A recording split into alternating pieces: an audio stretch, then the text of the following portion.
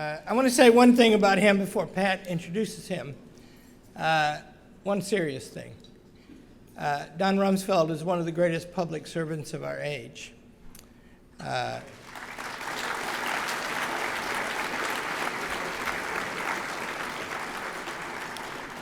happen to know from Peace and Stories Together, one of them from him, that there was a time in 1980 when he was instructed to wait by the phone to see if he'd call to be the Vice President of the United States, and he came second in that contest. And the history of the country would be different if that had been done, and better. And you'll see why in a minute.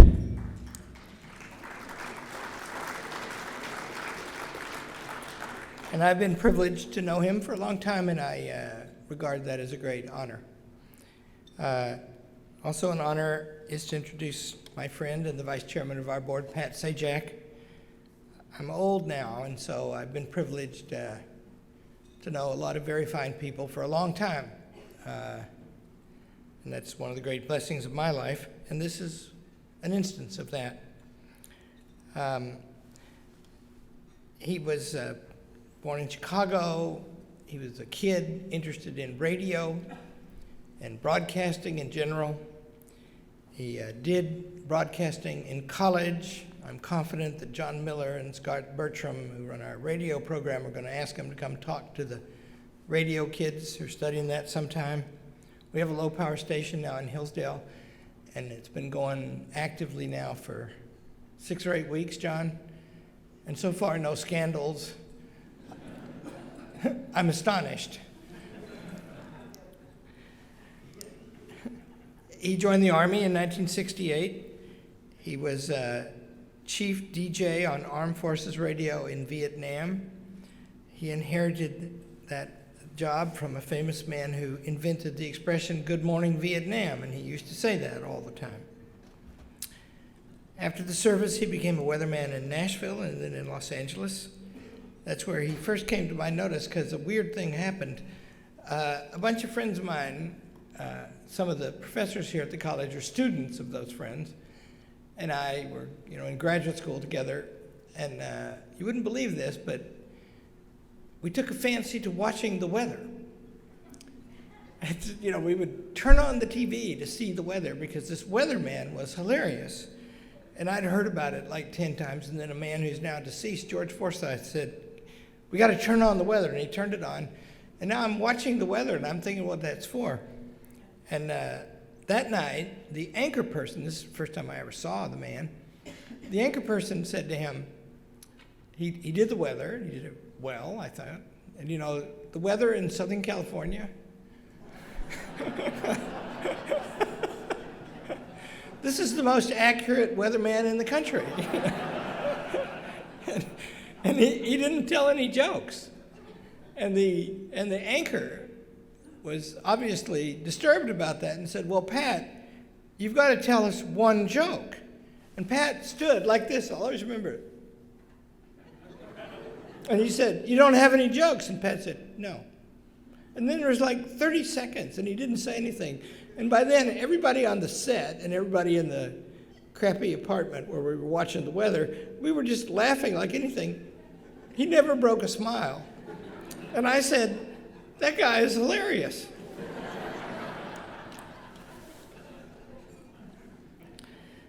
So he got noticed because he was talented, and he had a talk show on CBS. The plot was late night talk show that Johnny Carson was going to retire, and they'd launched the show, and then Johnny Carson stayed on another year, which messed things up a bit. He sat in for Larry King a lot. His talk show was good because he's smart. He has, I'll interject, he took almost all of the core courses at Hillsdale College, one of them from me, and he has a 4.0. And we don't like that here. And we were also relieved when he decided not to continue because we were wondering who was going to give him a B. He became a friend. He got noticed by Merv Griffin, and he put him on this game show. And the game show still goes. It's the most popular game show in history. the most popular syndicated show in history. That has a lot to do with him. I have met Vanna White myself and think, after I met her, she's a very lovely woman, but I think it has a lot to do with him. I met him in a restaurant in Pasadena a long time ago. I noticed something. First of all, he's probably the only person I know where when he walks down the street, somebody always knows who he is. And of course, they stop him in this restaurant. There were like 4 people who came up to ask for an autograph. And I have a tip for you. I learned only by knowing him. If you ever do that to anybody, you should just go up and say, I really admire what you do. May I disturb you to get an autograph? Because that's polite. And I can tell you, Pat is extremely gracious when that happens, and it must drive him nuts, although he never gives any sign of it. I do know he values his privacy. So what they do walk up and say is, well, you know, I'm not a fan, but my daughter or my brother or my sister or my, you know. And I used to analyze that. You know what? Why would they do that? I think they were trying to establish some equality or something. So don't ever, I encourage you, be guilty of that. Go up and praise the person if you're going to mess up their life. I also learned right away in that dinner, in that lunch conversation, of which there were many, and of course I've known him a very long time now. And since the day I met him, I have actually never done any important thing in my life that he's not been involved in. Why? I value his counsel. He's funny. He's the greatest house guest. He just raised the specter. He's trying to get bidding up. He stays with Penny and me when he comes to town. And of course, the chairman is building that really great house on Manning Street, and he wondered if there's going to be a bidding war for who gets to have him for dinner, and I wondered if he wanted to remain on the board. I think he'd just go nuclear right out on things like that. But I can also help with a more positive thing, and that is Jan and Bill have invited all of you to stay with them whenever you wish to do. They have a really great wine cellar, and Bill asked me to tell you that it's theirs. It's yours. You can have it whenever you want. Just stop by anytime, knock on the door. I can give you a list of the most expensive wines if you'd like to have that with you when you go. Pat gave a convocation speech here in 2002, got a standing ovation. That's not common. I have never done that. I don't like him for that, but I can put up with it. He and Leslie, his wife, got an honorary degree here in 2015. They have 2 children, Patrick and Maggie. They're both superstars. Patrick's going to be a medical doctor. Maggie graduated from Princeton of late and can be whatever she wants to be, from rock star to folk singer to anything, medical doctor, whatever she wants to do. She's, the family is a testament to what kind of character, what kind of man he is. And I delight in his company, always have. And he is a friend of Don Rumsfeld as well, and I thought it would be right if he introduced Don. Please welcome Pat Sajak.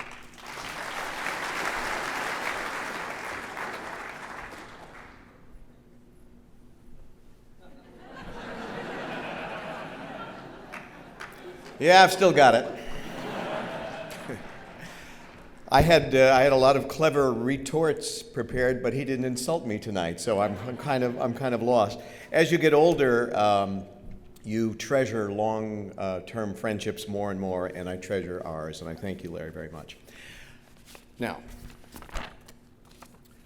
our special guest tonight knows the entire alphabet by heart.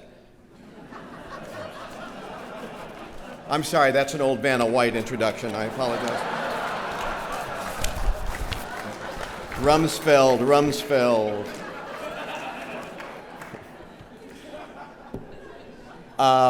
You can tell a lot about an institution by the company it keeps and the friends it makes. Donald Rumsfeld is a great friend of Hillsdale College, has been for a long time. And on behalf of the board of directors, the board of trustees with whom I'm happy to serve, President Arnn, and all of the students and the faculty who have benefited from his generosity. We just want to thank him for all he does for Hillsdale. Thank you, Don.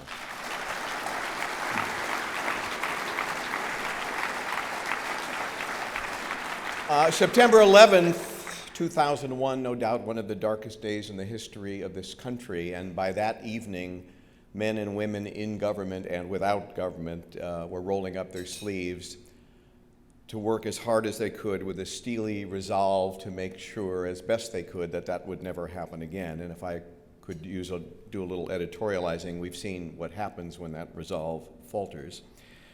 Donald Rumsfeld was Secretary of Defense on that dark day, as he was years earlier under President Ford. He and his wife of over 60 years, a wonderful woman named Joyce, chair the nonprofit Rumsfeld Foundation that supports leadership and public service at home and the growth of freer political and economic systems abroad. His memoir is called Known and Unknown. It was a New York Times bestseller, and the profits from it go to the military charity supported by his foundation, as do the profits from his app. Yes, the Secretary has an app. It's called Churchill Solitaire, and it's really terrific. I don't know if any of you have yet. Do you have it?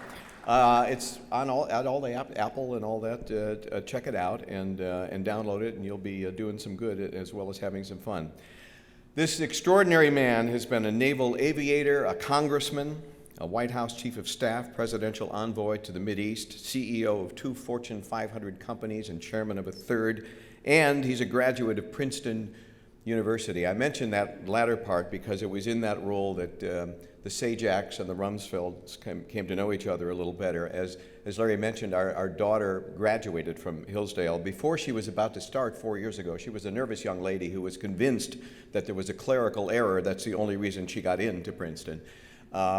We didn't know anyone who had ever been there. She didn't have any friends who were going.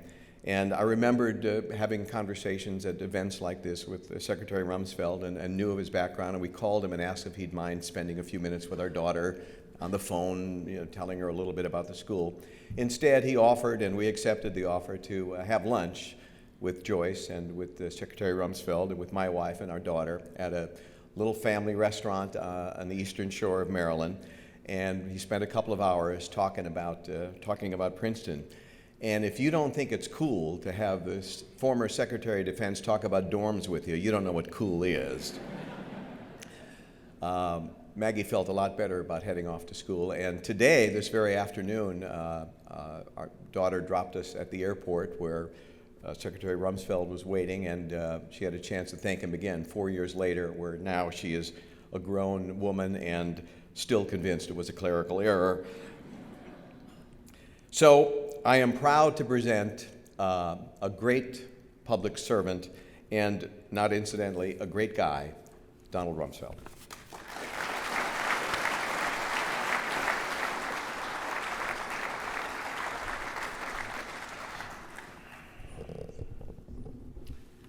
Let's see how this sounds. I got up this morning and had lost my voice, and I couldn't find it, and I have no idea where I left it.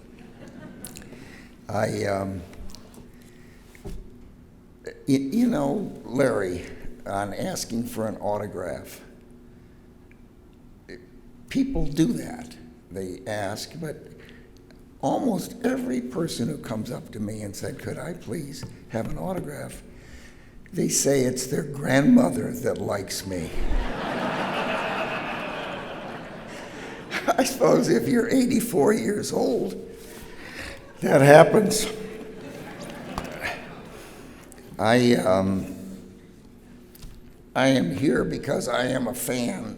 I do apologize for my voice. Can you hear me in the back all right? Good. All right. I'm a fan of this college. I'm a fan of Larry Arnn. I'm a fan of Pat's, and I thank you for those kind words, Pat. I appreciate it. I also like your school motto. I couldn't read it in Latin, and I wonder how many of you could. But as I recall, It says, strength rejoices in the challenge. You know, in business or government, sometimes you say it a little differently. You say, it's your enemies that make you strong. And I think it's an interesting thought. I appreciate also the fact that this college stays true to its values, and the importance of a history of opposing discrimination in race, in sex, and I think that staying true to that has been an important part of your history, and I congratulate you for it. Before turning to questions, and I will be happy to respond to some questions, let me ask a question that I get asked all the time, and that is, what is the gravest threat facing the United States of America? You get a lot of different answers to that question. And some people will say that it's the existence of nuclear weapons, a growing volume of nuclear weapons. Others will mention the proliferation of weapons of mass destruction. Some will mention Iran and its support of terrorism as well as its nuclear program. North Korea is a country with some less than fully stable leadership, which is worrisome. Russia's behavior in the Crimea, the muscular behavior of the People's Republic of China and the South China Sea.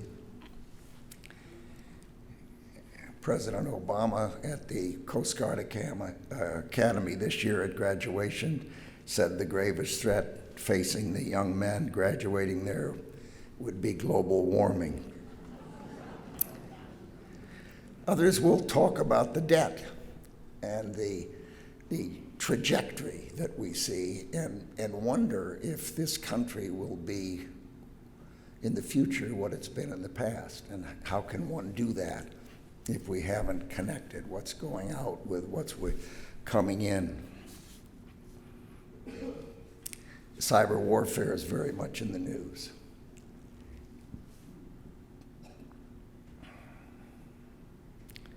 And of course, the most advanced nations in the world are the most vulnerable.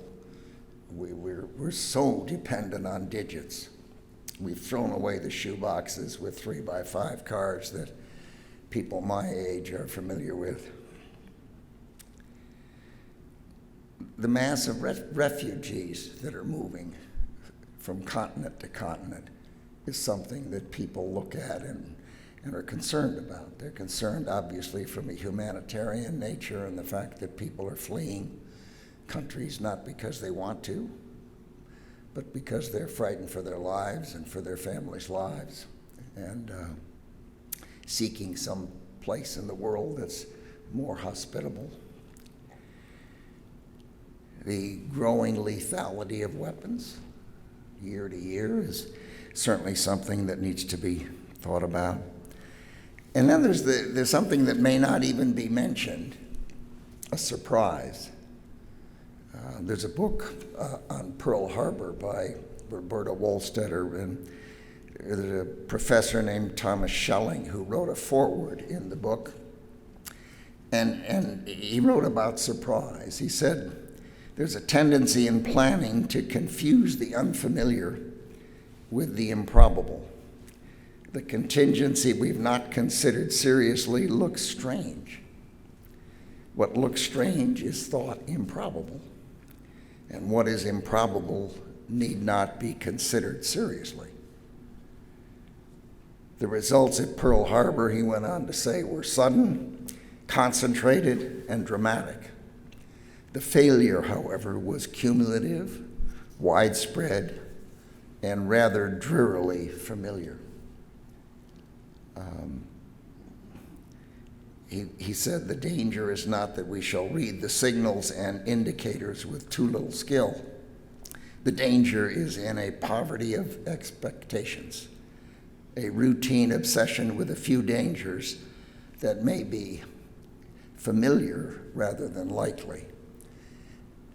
It's worth thinking about because despite all the lists that I mentioned, any one of which is a serious threat to the country and to the world, the reality is that each of those things is talked about. Each of those things is on television in the evening. Each of those things has people worried about it and concerned about it and thinking about it. Let me suggest a totally different thought as to what might be the gravest danger. And I don't have any idea if I'm right and if it merits even being on the list, but it strikes me it's worth thinking about. When I was growing up in the Depression in the 1930s, they didn't have things like iPhones and iPads and all television. I know that's a stunning thought, but it's true. We played with magnets and marbles and things like that. And one of the things I remember was with the magnets, if you moved a magnet, it could either attract or repel. And you could get metal particles all moving in one direction. And as I was thinking about the gravest threat, the thing I worry about is certainly those things on that list, to be sure. But it's because they are all macro events, and the movement of a metal particle from a magnet is a micro event. It's not talked about, it's not on television, it's not debated, it's not discussed. It's not something that people worry about, really. Let me give you some examples. We saw the riots in Baltimore. They were on television, and the mayor was talking, and the police were having troubles, and people were burning buildings and what have you. What wasn't on television was, who knows how many, but let's say one spouse went down to a policeman for breakfast, sat down and said, look, you've been doing this for 12 years. You're not getting any support. Policemen are being killed. Don't you think, let's move to Phoenix and you can go into corporate security or something.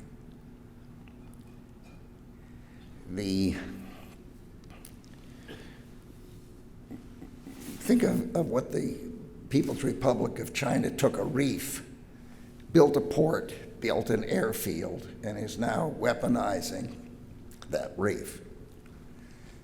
And I would guess that a parliamentarian in the Philippines would take a look at that. Everyone knows about it. We also know that there's been no complaint, despite the fact that all the countries in that region, Pacific nations, are members of the Law of the Sea Treaty.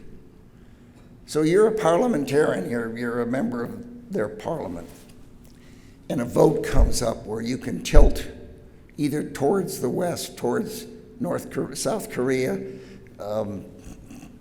Japan, the United States, Australia, New Zealand, Singapore, or you can tilt towards the PRC. And you kind of look at what's going on. Which way are things going? And one parliamentarian tilts towards the PRC in a vote rather than the way he or she might have voted. That's not reported. That's not on television.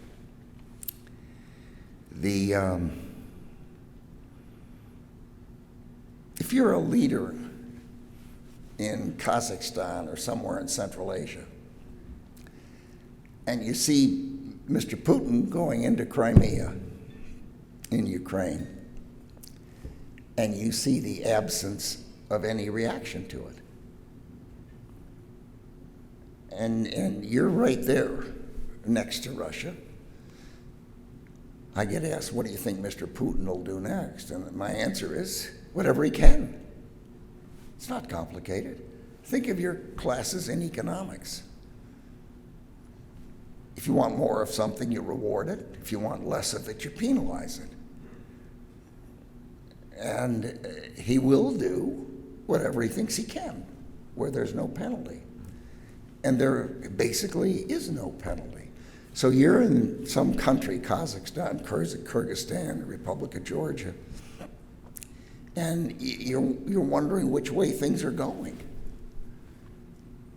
And you make a decision that you will do something that is accommodating to Mr. Putin's muscular behavior in that part of the world. The president of Egypt, al-Sisi, gave a speech, and he gave it in the most important Arab city in the world, in Cairo, in the most important Arab country in the world.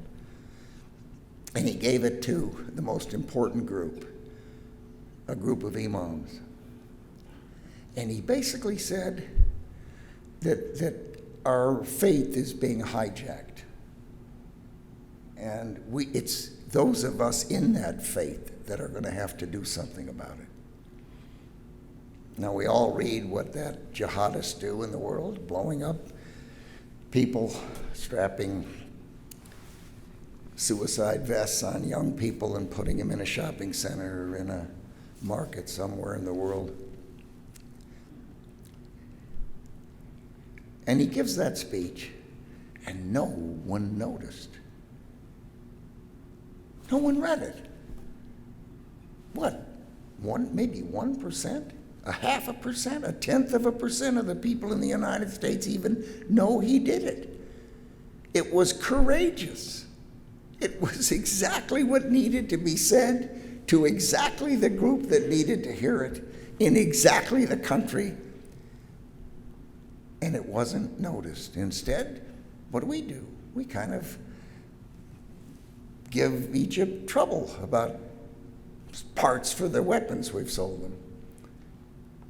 What if you're an imam and a leader in Indonesia, and you saw that speech, and you said that was courageous? His predecessor, Sadat, was killed by an offshoot of the Muslim Brotherhood. Sadat went to Israel, he put a target on his forehead, and he got killed. And el-Sisi gave a speech and put a target on his forehead, and nobody cared. Nobody stood up and supported him. Again, a micro event. In fact, we mostly read about actions, not the absence of a reaction to that action. My point is simple. I don't know, but I think it's conceivable that the total weight of all of those micro events across the globe put together might weigh more in terms of their importance than anything on that list that I read.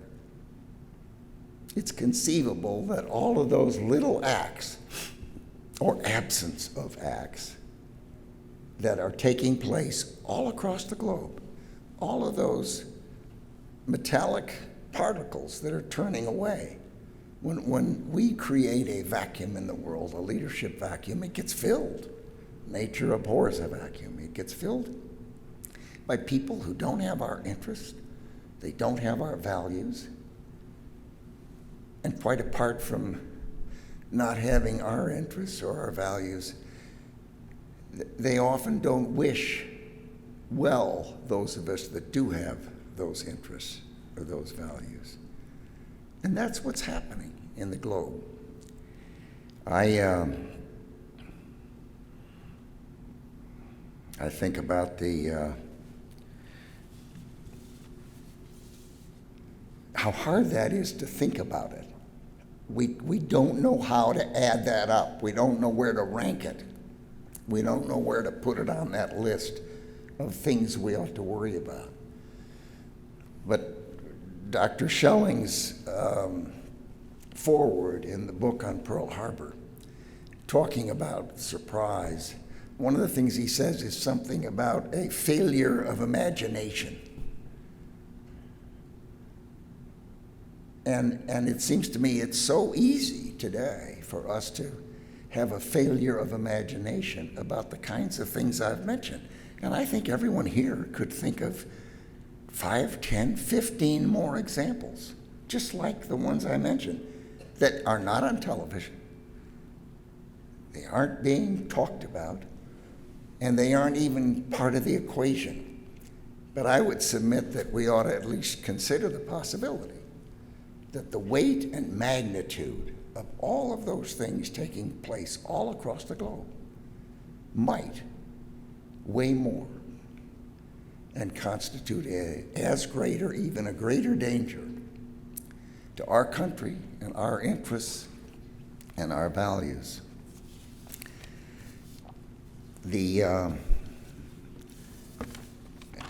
I'm from the Midwest too, and I'm an optimist, I guess. And I think about the future of this wonderful country and its direction.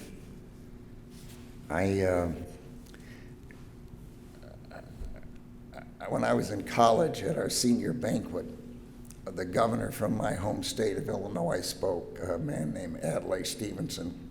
He'd been governor.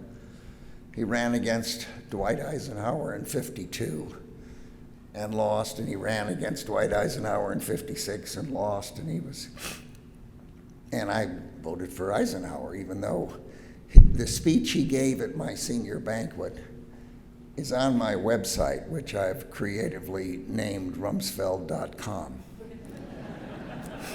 So if any of you know a young person who wants to read a speech that I found truly inspiring, the one by Adlai Stevenson at our senior banquet, you can go to the website and get it. But he basically said that the power for good or evil of the American political organization is virtually beyond measurement.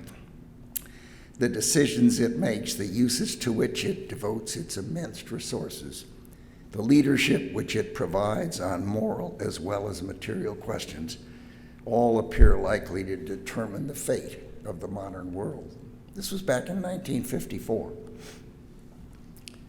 He said all of this is to say that your power as individuals is virtually beyond measurement. For it is to you, to your enlightened attention, the American government must look for the sources of its power.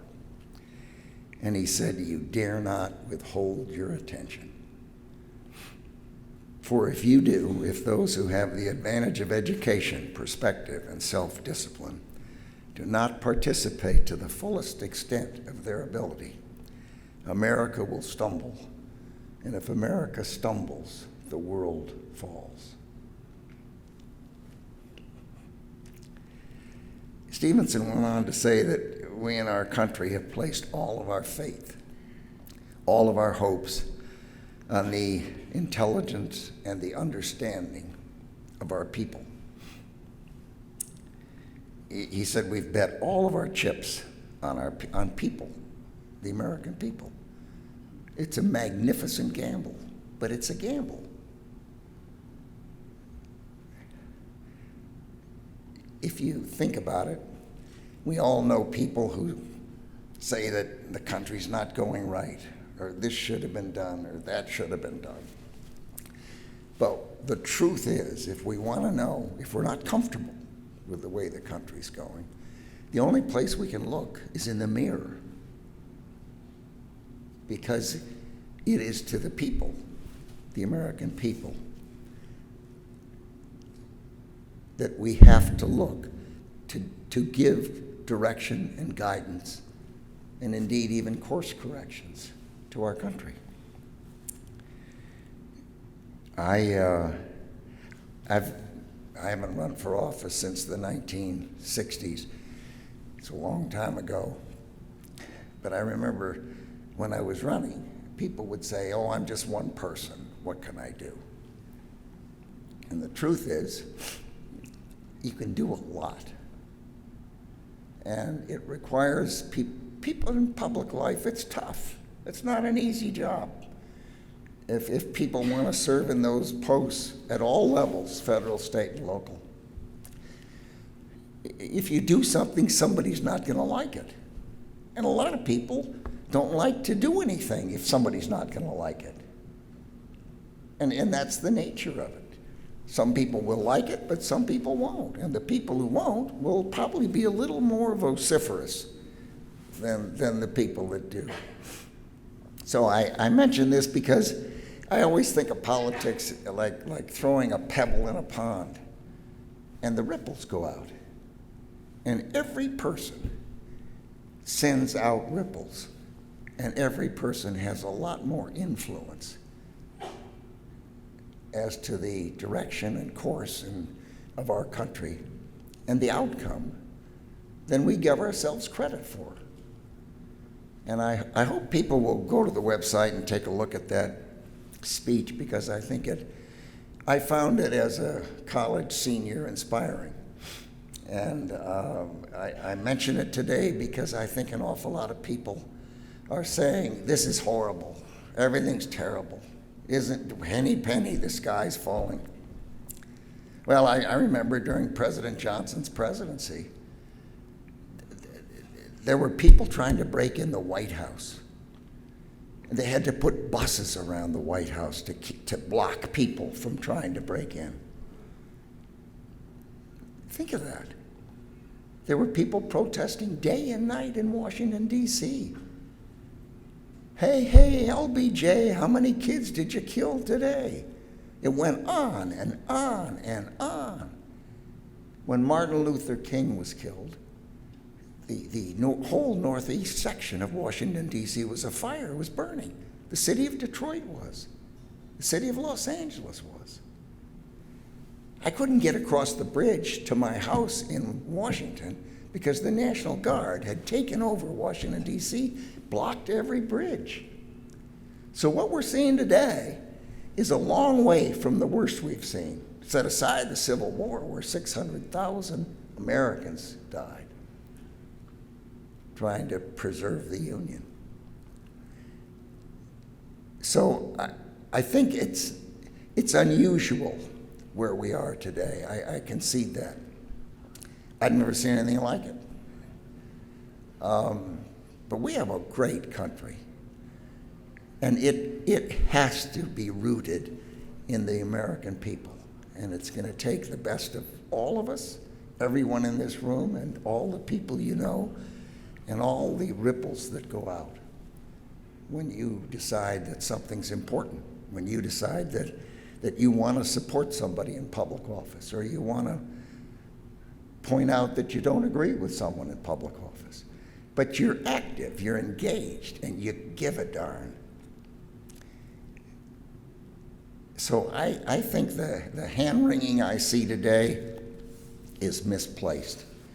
I think that, I guess we have so many academics here that know all these things, but somebody, I think it was, said that democracy is the worst form of government except for any other that's ever been tried. And that's true. But that means it's the best. And it's the best only if each of you pay attention, get engaged, get involved, say what you think, and give a darn. This country is not a driverless Uber car. Get with it, all of you. Thank you.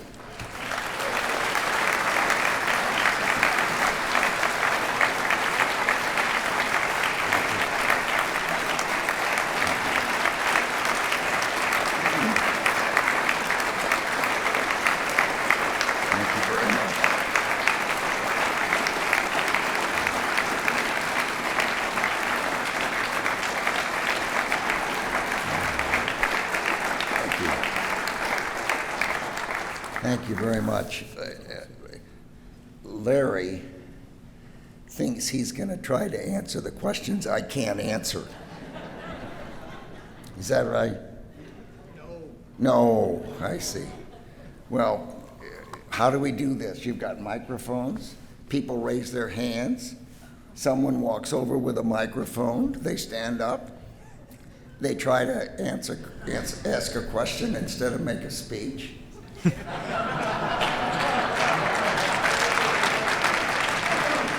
That seems reasonable to me. I'm not trying to give you any calibration, Mike, but just a hint. Thank you for coming to speak with us, Secretary Rumsfeld.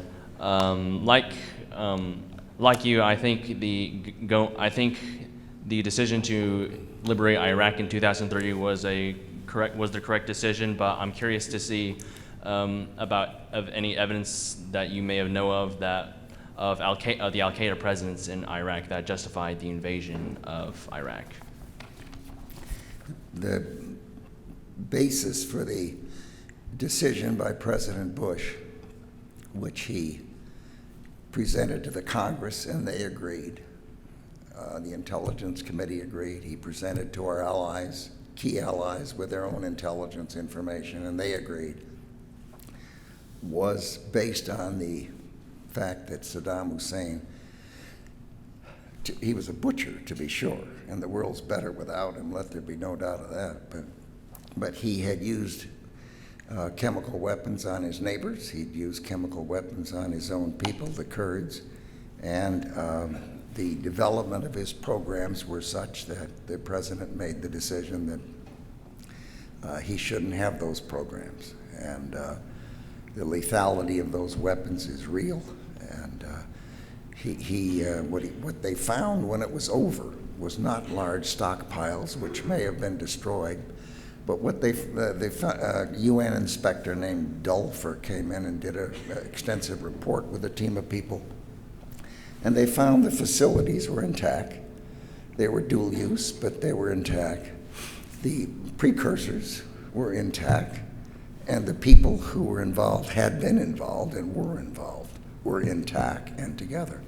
And it seems to me that he made the right decision, and people in both political parties agreed with that in the Congress. And it turned out that the stockpiles, large stockpiles of these weapons were not found.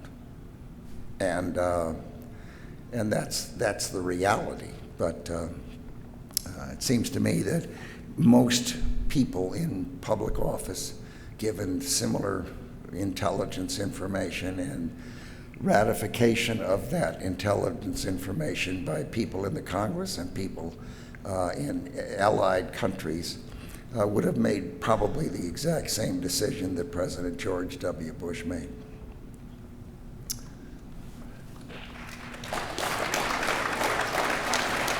First, I'd like to thank you for being here.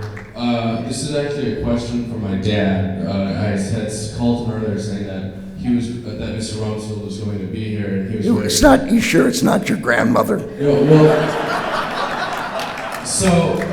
My dad was really excited. He's currently a colonel in the United States Air Force. Tell him thank you.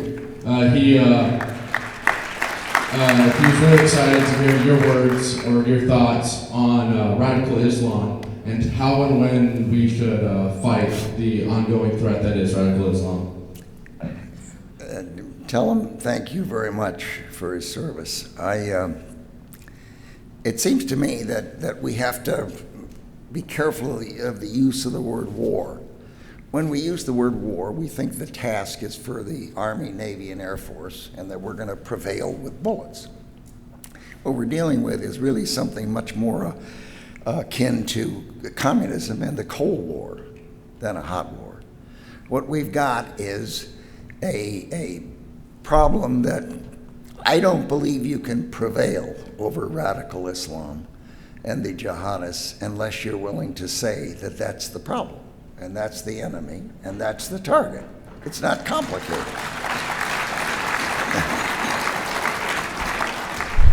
To pretend otherwise is to confuse people in our country, to weaken any perseverance or recognition that it's going to take staying power. We're not talking about a short war. We're talking about a long war. We're talking about decades. We're talking about changing people's minds. We're talking about not simply going out and shooting people, but drying up the money, tracking the money, stopping the recruiting process, figuring out creative ways to deal with social media where people today can organize near instantaneously and recruit through social media. If you want to prevail, you have to decide what it is you want to prevail over. You have to be willing to organize and equip and persuade, lead, and you have to demonstrate perseverance. You have to have a strategy. Now, everyone talks about strategy, but I see it on boards in corporations. I see it in the Pentagon. I see it in the White House Office of Strategic Thinking or Strategic Operations or something. Strategy's hard, really hard stuff. First of all, you got to decide what it is you want to do. You've got to have a goal. And by golly, if you pick a goal, somebody's not going to like it, and they're going to criticize it, and they're going to fuss about it, and they're going to fly spec it, and they're going to oppose you with respect to that goal. Then you have to look at what are the assumptions underneath achieving that goal. I mean, take a North Korean war plan. The threat is that the North Koreans would come down and invade South Korea, an ally and a friend of ours that we're cooperating with. And then you say, well, you want to prevent that, so that's your goal. And then you have to say, well, what are your assumptions? Are your assumptions that the North Koreans do or do not have nuclear weapons? Have they weaponized? Would the North Koreans use or not use nuclear weapons, knowing that they could be retaliated with nuclear weapons? Would the Japanese Diet agree or not agree to allow Japanese airfields used by the U.S. to support the South Koreans in defending? So you can't know the answers to any of those things, but you have to make an assumption, because then you build your course of action decided based on those assumptions. Now, unless you've done that, when the assumption changes, which it inevitably will, because you can't predict the future, then you know it's time to change your course of action. You may even have to change your goal. So strategy is hard, and most people, politicians, don't like to do it, because if you do it, somebody's not going to like it. They're going to criticize it. And also, if you set a goal, you may not get there. And then you're faulted for that. So strategy is something that everyone talks about. Who was it? Larry, you'd know. Who was it who said everyone talks about the weather, but nobody does anything about it? No, it wasn't Pat Sajak. It could have been. But I think it was either Mark Twain or Will Rogers. No, Will Rogers is the one who said he was part Indian. He said, my family didn't come over on the Mayflower. My family met them. I think he was part Cherokee or something. But. Question? Yes. You mentioned our motto, strength rejoices in the challenge, and I was wondering if you would tell us the greatest challenge that you faced in your career, how you overcame it, and what it taught you.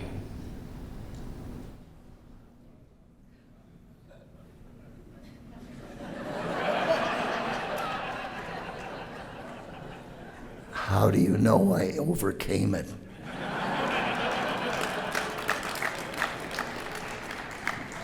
And how do you know I learned anything from it? One would hope so.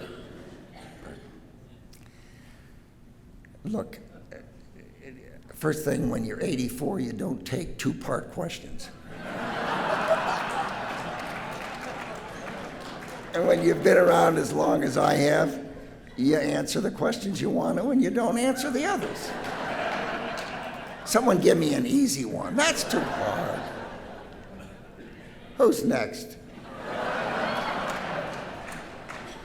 Someone asked me one day, what's the biggest mistake you've ever made? And I said, that's a terrible question. Let me tell you the most brilliant thing I ever did. And I answered that question. One day in a Pentagon briefing, some guy asked me a terrible question. And I started talking and words came out, and I don't know where I got all those words. And finally I admitted the truth. I said to him, look, I'm working my way around the room trying to figure a graceful way not to answer your question. I didn't do it very gracefully, but yes.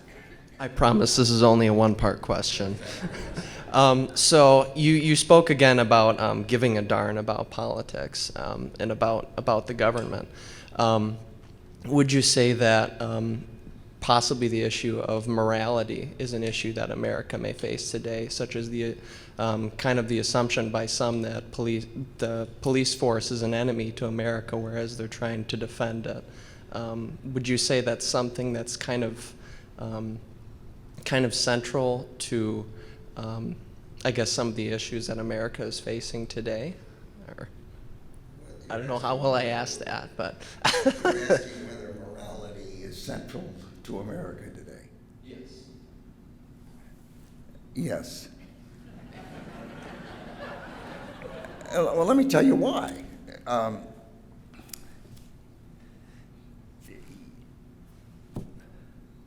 We lead in this country not by command, but by consent.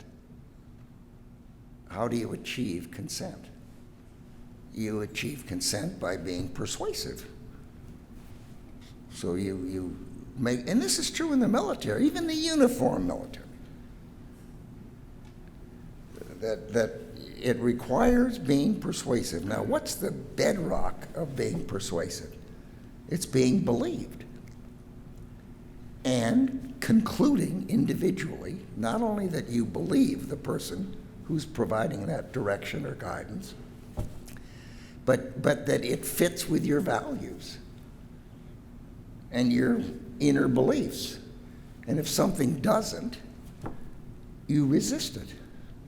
And if you don't believe, if the person isn't trustworthy and trustful, that you're convinced they're truthful, that what they're saying is right, and you learn that from experience, you're not going to be persuaded, and you're not going to follow.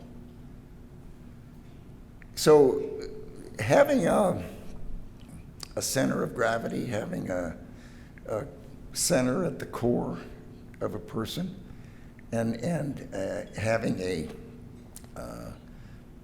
moral reference point that is comfortable not just with you, but generally with the people you're trying to lead is central. It has to be.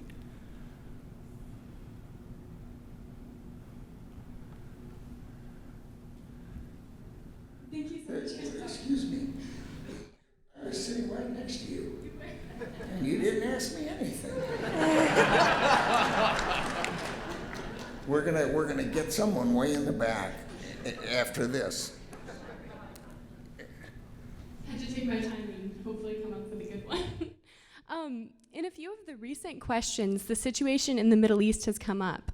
And it seems to me that many of the differences that lead to war in the first place are differences of first principles and of education. Our motto, or the last line of the honor code here at Hillsdale, is through education, the student rises to self-government. And through education, the student rises to self-government. And I was just wondering what your thoughts are on the role of education in war and conflict. Well, I think if you read that Stevenson speech, I think the role of education in most things governmental is central. We have to rely on people who are educated. And we have to rely on systems that teach people the things they need to know. I think that government doesn't work except by consent, and government doesn't work except having people in it and people supporting those people in it who have the backgrounds and the understandings that come from a good education. And you being a nice person isn't enough. Being an older person isn't enough. in leadership. It requires people who have been exposed to the world, exposed to experiences, exposed to the leadership and the kind of education that comes from reading the great books and reading and understanding. I mean, I almost said something political. And I won't, but it is amazing. Maybe I won't. But I have to say, I do wonder if anyone's teaching economics anymore in college or high school. You look at the number of people that go to a Bernie Sanders speech, 25, 30,000 people. And there doesn't seem to be a connection, a link between how that all happens. Was that too political?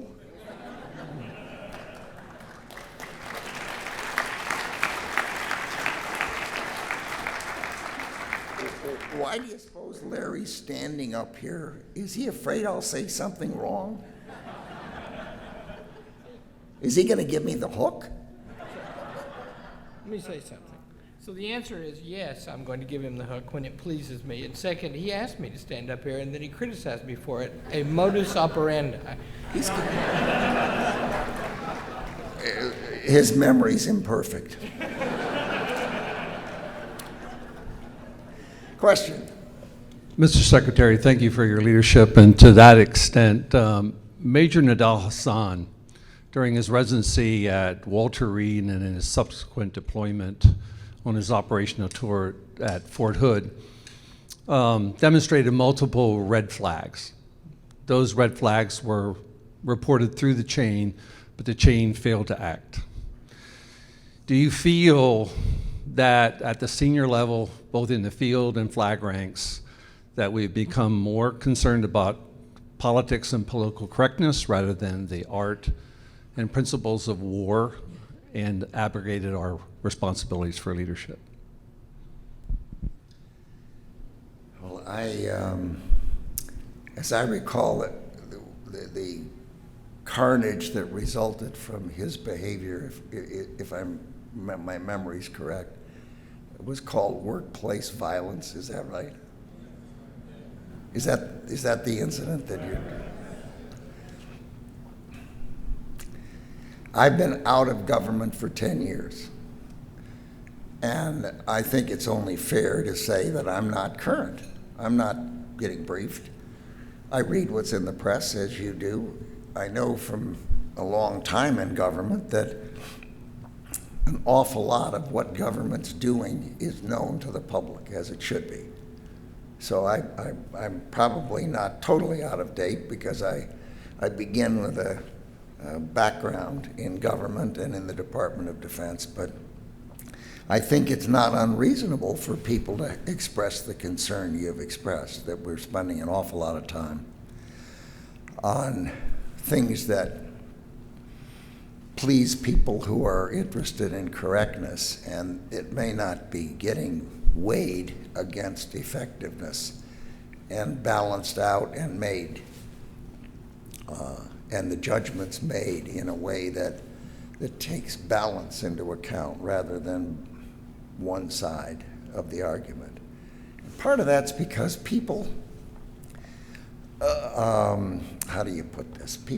People who want to argue on one side are loud, noticed, and energetic, active maybe is the word, and people on the other side are somewhat less energetic, less loud, less effective in arguing, and a lot of people don't like to argue.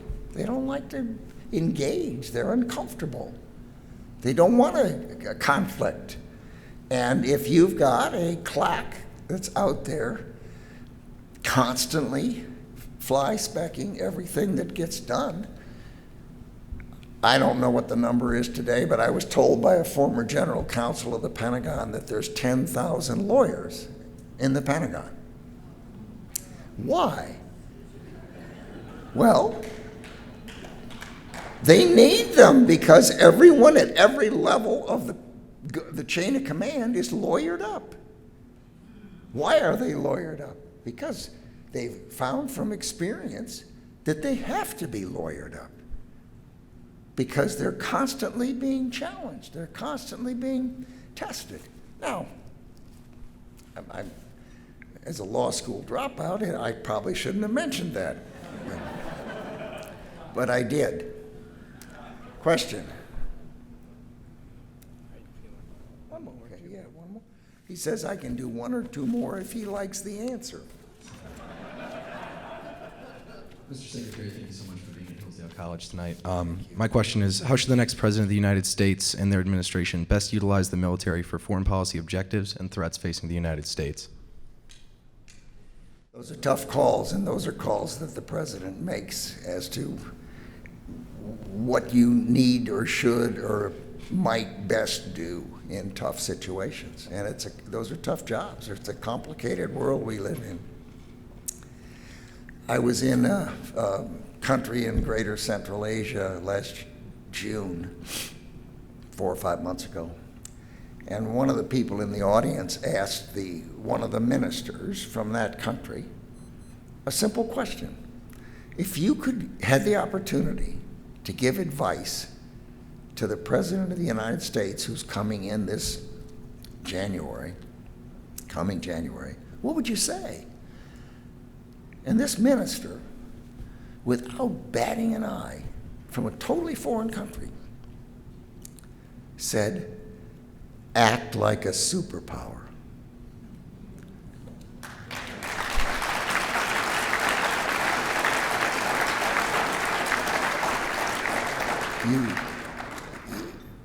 You cannot contribute to a leadership vacuum, or it gets filled by somebody with views and interests and behavior patterns that are not in our interest. The countries around the world that have anything approximating a free economic system or a relatively free political system, or any country that may not have a free political or a free economic system, but benefits from a relatively stable world, not stable, but relatively stable, they're frightened when they see a vacuum created, because they know it's going to get filled. And it struck me that minister in that country said it exactly right. That doesn't mean go be policemen of the world. It doesn't mean go get engaged in wars and conflicts and try to pretend. And I would add that I don't think it means that we should take our template that we've arrived at in the year 2016 and think that we should press it down on other countries. We shouldn't. The template we've arrived at today is not what we had 50 years ago or 100 years ago. It's not what we're going to have in 50 years from now. We're evolving just like they do. And these other countries have different neighbors, they have different cultures, they have different languages, they have different political circumstances, and it's not for us to beat our chests and make a judgment that what we've got is right. But if you want a visible, a stark example of what works and what doesn't work, my office has got a satellite photo. In fact, it's in my book, my memoir, a satellite photo of the Korean Peninsula. You've got this DMZ in the middle, demilitarized zone. I've promised I won't use acronyms. I've told people that this is an acronym-free zone, so I apologize. I apologize for saying DMZ, it's the demilitarized zone. Same people north and south, same language, same neighbors, same history, same culture.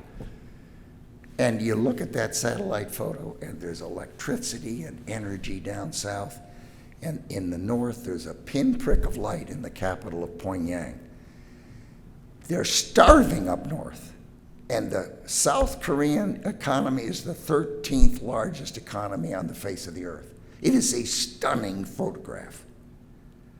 And anyone who can't figure out that a freer political system, not necessarily our model today, but opting towards a freer political system and a freer economic system, is so vastly better than an authoritarian system or a communist command economy. The photograph says it all. And it seems to me that it's important that we get a little preachy sometimes as a country. If there's the world, and this is, quote, by our current standard, bad, not good, not like us is what we really mean when we say bad. We're judgmental. And this is good. And some country is over here in the bad half. But they're moving in this direction towards freer political systems and freer economic systems. It seems to me you want to encourage that. You don't want to say, well, you're not perfect. You're not just like we are. You have to be just like we are. Well, that's silly. Different countries at different times need different political systems. They may very well even need different economic systems. So we have to be careful about thinking that we've always been what we are now, or that we'll always be. I mean, women didn't vote into the 1900s. We still had slaves in this country in the 1800s. And we're still evolving and changing. And who knows what it'll look like in another 50 or 100 years. So we shouldn't expect others to be exactly like we are. And we shouldn't preach to them and tell them they'll. Now, if you show them the Korean peninsula from a satellite at night, an untrained ape ought to see what works and what doesn't work.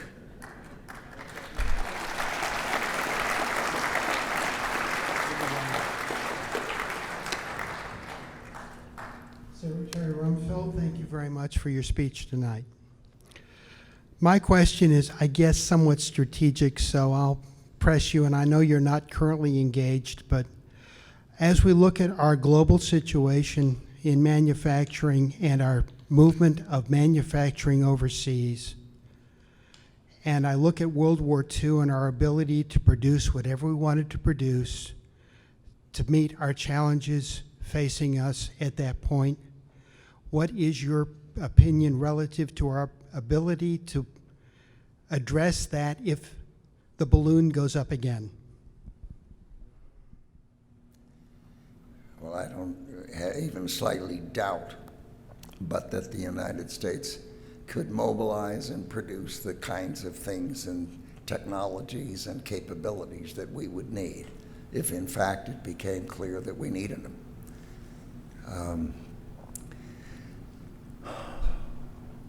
There's something about things that are gradual where we don't address them. And it takes leadership, and it takes brains, and it takes insight, and it takes some of the things that Schelling wrote in that foreword to figure out what's important. But in a crisis, people get out of their chairs and they say, my goodness, the pendulum's gone too far one way. So I'm willing to turn off the television or stop doing what I'm doing and invest time pushing that pendulum back where it belongs. And that's happened every time we have faced a crisis in this country. And it's been impressive. Now, is it a different world today? Yeah, it is. It's a different world. The lethality of weapons has become increasingly lethal every year. The technologies that very few countries in the world can create and develop and design, we tend to sell off the shelf to anyone who wants them. They couldn't develop, most of the countries couldn't develop those things, but they could buy them and use them to their advantage, which may or may not be our best interest.